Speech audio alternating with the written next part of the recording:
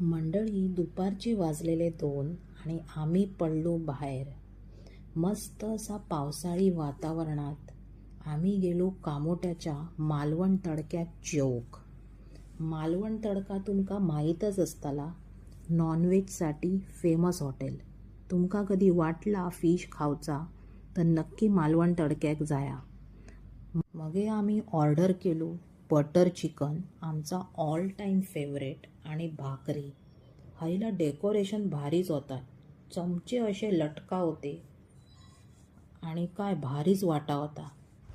बारक्यान हय जेवण आटपान घेतल्यान लिंबाच्या पाण्यान हात धुवन.